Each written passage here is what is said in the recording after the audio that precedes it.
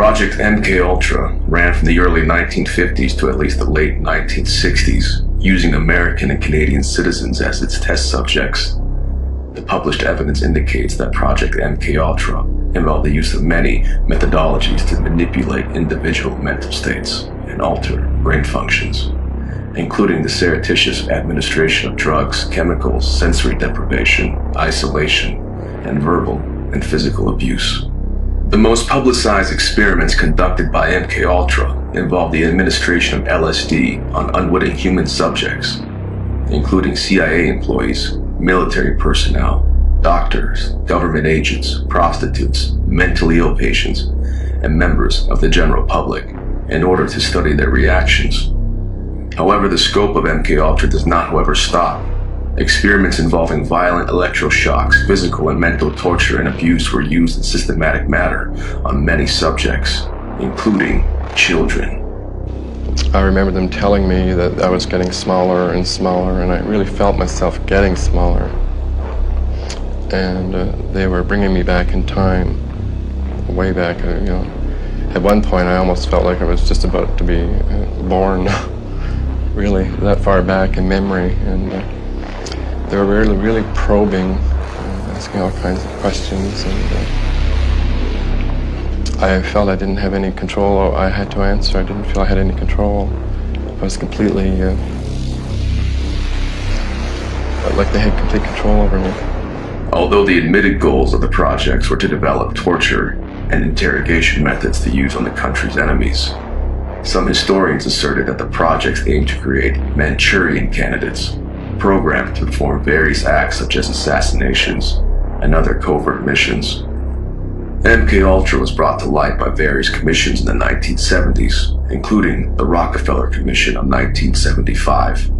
Although it is claimed that the CIA stopped such experiments after these commissions, some whistleblowers have come forth stating that the project simply went underground, and Monarch programming has become the classified successor of MKUltra.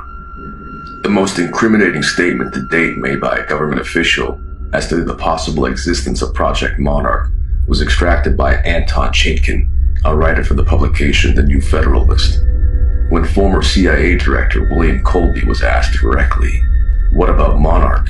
he replied angrily and ambiguously, "We stopped that between the late 1960s and the early 1970s.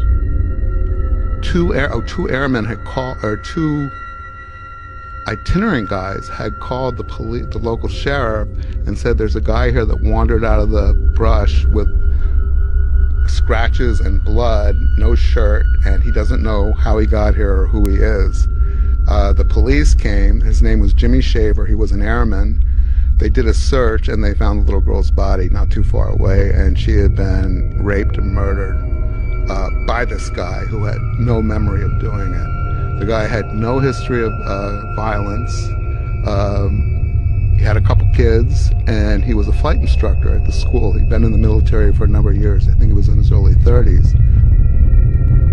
Although there has never been any official admittance of the existence of the Monarch programming, prominent researchers have documented the systematic use of trauma on subjects for mind control purposes. Some survivors, with the help of dedicated therapists, were able to deprogram themselves to then go on record and disclose the horrifying details of their ordeals. Monarch slaves are mainly used by organizations to carry out operations using patsies trained to perform special tasks.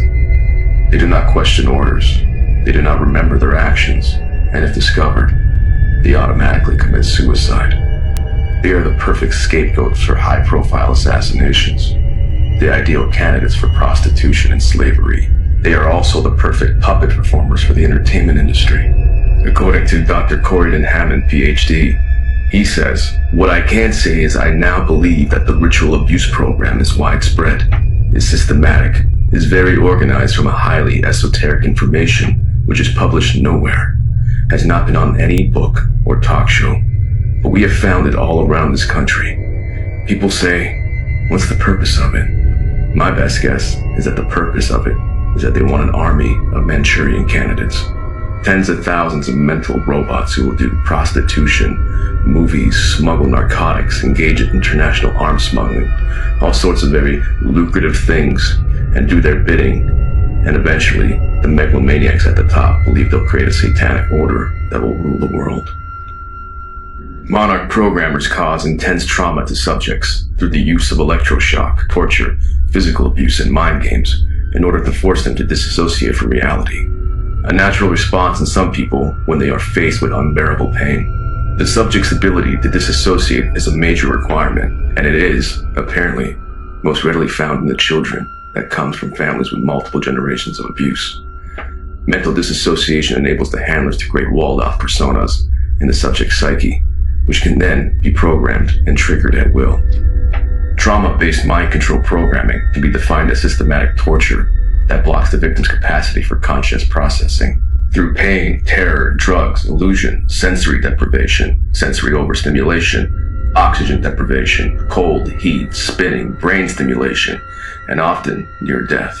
And then employ suggestion and/or classical and operant conditioning, consistent with well-established behavioral modification principles, to implant thoughts, directives, and perceptions in the unconscious mind, often in newly formed trauma-induced dissociated identities that force the victim to do, feel, think, or perceive things for the purpose of the programmer.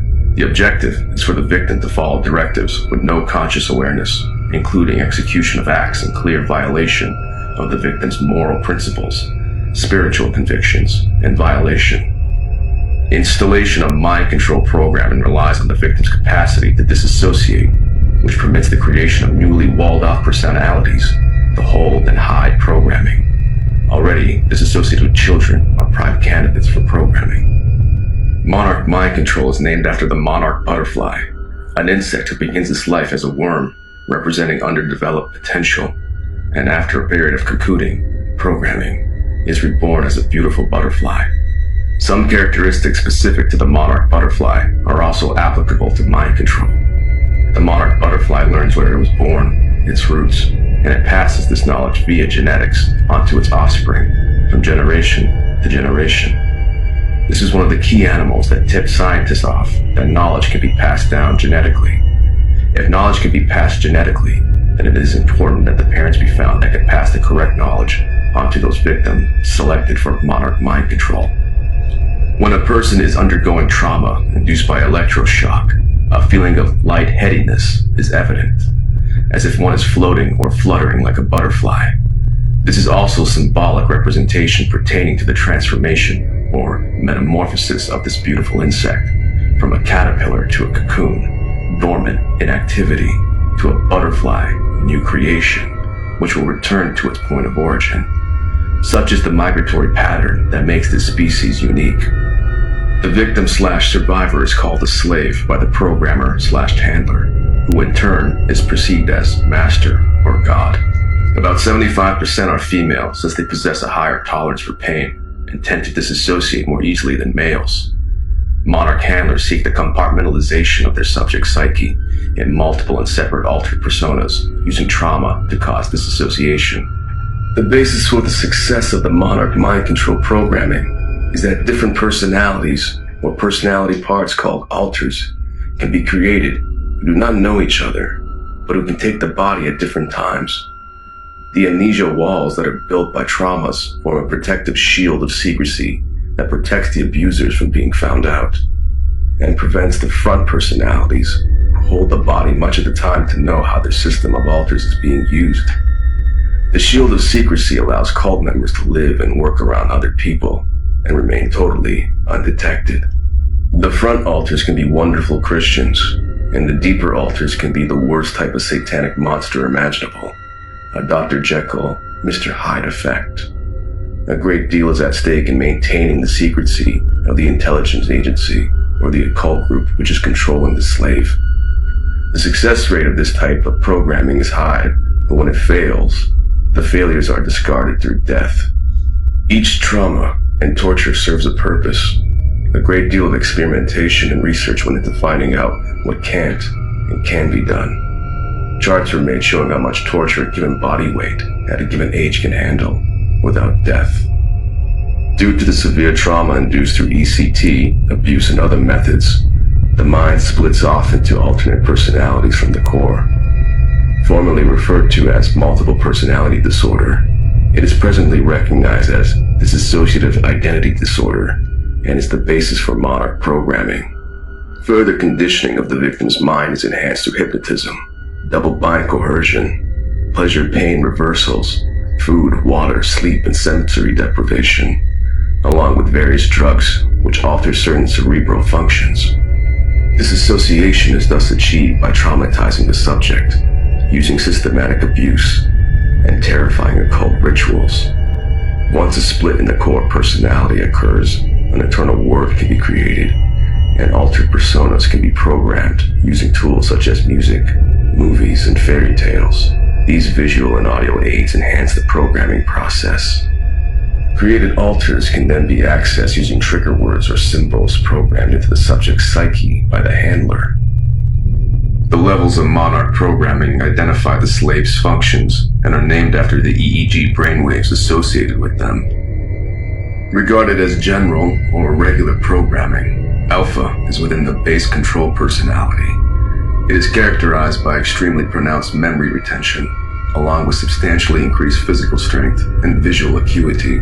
Alpha programming is accomplished through deliberately subdividing the victim's personality, which, in essence, causes a left brain, right brain division, allowing for a programmed union of left and right through neuron pathway stimulation.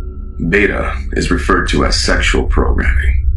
This programming eliminates all learned moral convictions and stimulates the primitive instinct, devoid of inhibitions. Cat alters may come out of this level. Known as kitten programming, it is the most visible kind of programming, as some female celebrities, models, actresses, and singers have been subjugated to this kind of programming. In popular culture, clothing with feline prints often denotes kitten programming. Delta is known as killer programming and was originally developed for training special agents or elite soldiers in covert operations. Optional adrenal output and controlled aggression are evident. Subjects are devoid of fear and very systematic in carrying out their assignment. Self-destruct or suicide instructions are layered in at this level. Theta, considered to be the psychic programming, bloodliners were determined to exhibit a greater propensity for having telepathic abilities than did non-bloodliners. Due to its evident limitations, however, various forms of electronic mind control systems were developed and introduced, namely biomedical human telemetry devices, brain implants, direct energy lasers using microwaves and/or electromagnetics. It is reported that these are used in conjunction with highly advanced computers and sophisticated satellite tracking systems. It is difficult to remain objective when describing the horrors endured by the Monarch slaves. The extreme violence, the abuse, the mental torture, and sadistic games inflicted on victims by notable scientists and high-level officials proves the existence of a true dark side in the powers that be. Despite the revelations, the documents, and the whistleblowers, a great majority of the population ignores, dismisses, or avoids the issues altogether. Over 2 million Americans have been programmed by trauma-based mind control since 1947, and the CIA publicly admitted its mind control projects in the 1970s. Movies such as The Manchurian Candidate have directly referred to the subject, even depicting actual techniques such as electroshock, the use of trigger words, and microchip implementation. Famous people such as Candy Jones, Celia Imrie, and Sirhan Sirhan have gone on record and disclosed their mind control experiences. The research and funds invested in Project Monarch do not, however, only apply to mind control slaves. Many of the programming techniques perfected in these experiments are applied on a larger scale through the mass media.